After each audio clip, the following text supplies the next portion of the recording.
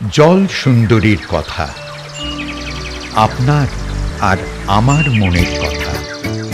Doctor Subrata গুপ্ত বন এবং বন্যপ্রাণী নিয়ে যেসব কাজ করেছেন সেই কাজগুলো তো আমরা জয়ী হয়েছি। ইস্ট ওয়েস্ট করিডোর, যার ফলে আমরা সুপ্রিম কোর্টে গিয়েছিলাম, সেখানে আমরা বিজয়ী হয়ে আমরা এই অসংখ্য জঙ্গল কাটার হাত থেকে রক্ষা করেছিলাম। সেটা কিন্তু সম্পূর্ণভাবে সুব্রত গুপ্ত এবং ডিপি রায়, মানে দেবপ্রসাদ রায়, এনারের যৌথ উদ্যোগে আমরা কিন্তু সেই লড়াইটা করতে পেরেছিলাম। আরও যারা ছিলেন তখন তৎকালীন সাংসদ মিনতি সেন এবং অমর রায় প্রধান সাংসদ, তৎকালীন বনমন্ত্রী যোগেশ বর্মন এবং বন দপ্তরের উচ্চ পর্যায়ের আধিকারিকরা সেই সময় আমাদের সহযোগিতা করেছিলেন, এবং যার ফলে আমরা কিন্তু ওই মহানন্দা স্যাঞ্চুরির যে জঙ্গল, সেই জঙ্গলকে কাটার হাত থেকে রক্ষা করতে পেরেছিলাম। তো তার মূল কারিগর বা মূল কর্ণধার কিন্তু এই ডক্টর সুব্রত গুপ্ত। আজকে উনি যে জায়গায় আমরা ওনাকে পেয়েছি, এটা আমাদের গর্ব। আমরা আশা করব উনি তার স্বমহিমায় আমরা আমাদের রাজ্যে সুন্দরভাবে এই রাজ্যটাকে গড়ে তুলতে পারবো।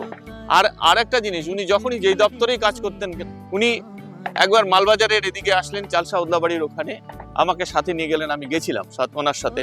সেখানে কিভাবে আধুনিক পদ্ধতিতে কৃষিকাজ করা হয়, কিভাবে অল্প সময় অল্প খরচে অধিক ফসল উৎপাদন করা যায়, তার যে আধুনিক পদ্ধতি, সেই পদ্ধতিটা উনি দেখিয়েছেন এবং করে দেখিয়েছিলেন। সুতরাং সেই সুব্রত গুপ্ত কি করেছিলেন সেটাও আমরা একবার দেখে নিই।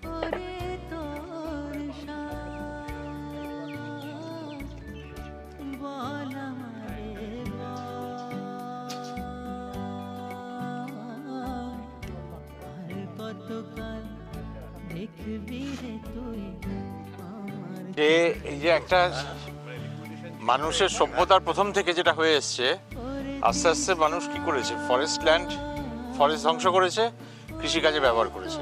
তোমার যদি ল্যান্ডের রিকোয়ারমেন্টটাই কমে যায় ওই একই পপুলেশন করার জন্য, তাহলে তুমি ফরেস্টকে বাঁচাচ্ছ এফেক্টিভলি। মানে conversion of land from natural use to agricultural use, সেটা কমছে। তো এই জন্য এই টেকনোলজিগুলো ইজ অলওয়েজ বেটার।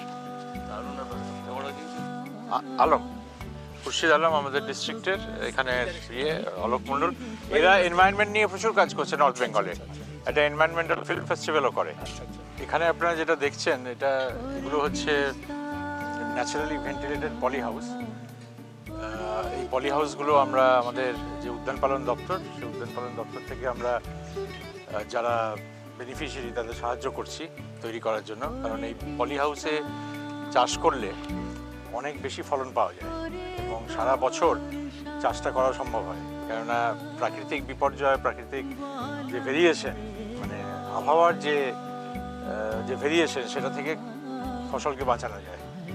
আর তাছাড়াও এর আরও অনেকগুলো লাভ আছে। একটা হচ্ছে যে বিভিন্ন রকম পোকামাকড়, কীটপতঙ্গ ইত্যাদি, সেগুলোকে তার থেকে প্রোটেক্ট করা যায়। ফসলকে জলের প্রয়োজন কম হয়, সারের প্রয়োজন কম হয়, তো এটা, এবং উইড ইত্যাদি এগুলো কম হয়। তো এই পুরো বেনিফিটের জন্য কৃষকের অনেকটা সাহায্য হয় এবং আমাদের এনভায়রনমেন্টের জন্য, মানে পরিবেশের জন্য সেটা অত্যন্ত ভালো, যেহেতু আমাদের কম জমির মধ্যে বেশি ফসল হয়।